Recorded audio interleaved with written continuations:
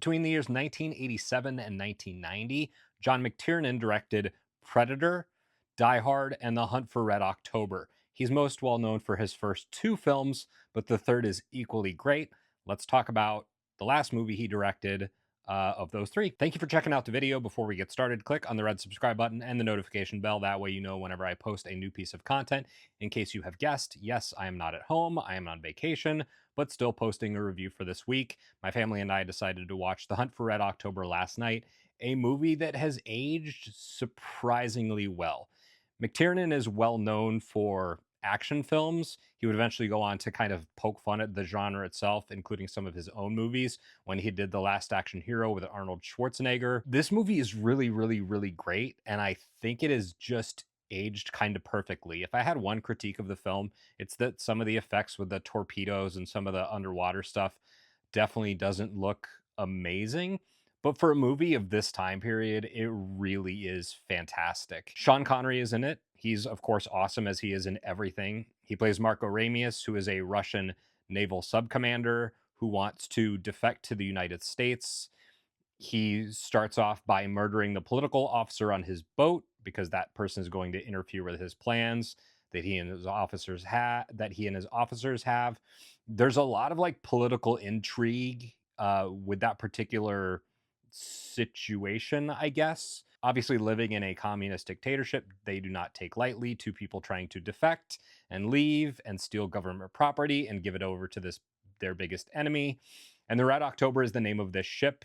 This submarine is nuclear powered, and it can basically go underwater almost undetected thanks to a caterpillar drive, which is a near silent propulsion system.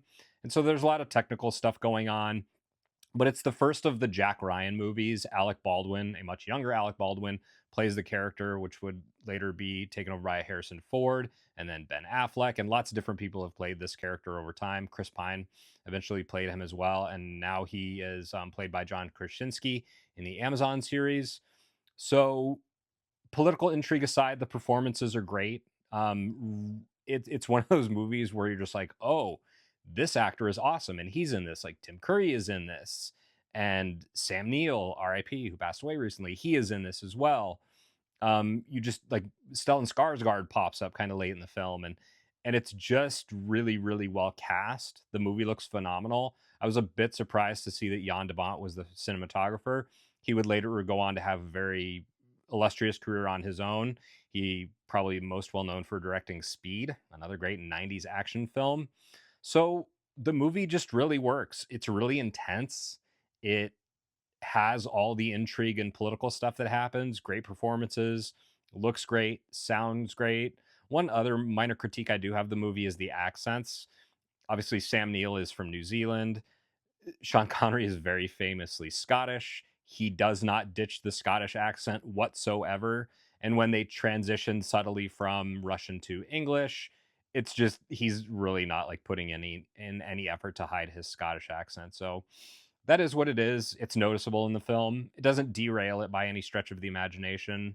But yeah, I like really liked The Hunt for Red October. I think much more than I had thought I would watching it again. I haven't seen this movie in probably 20 years, and I think it is really, really fantastic. So if you haven't seen The Hunt for Red October, it's one of those underrated movies. Really great 90s action film.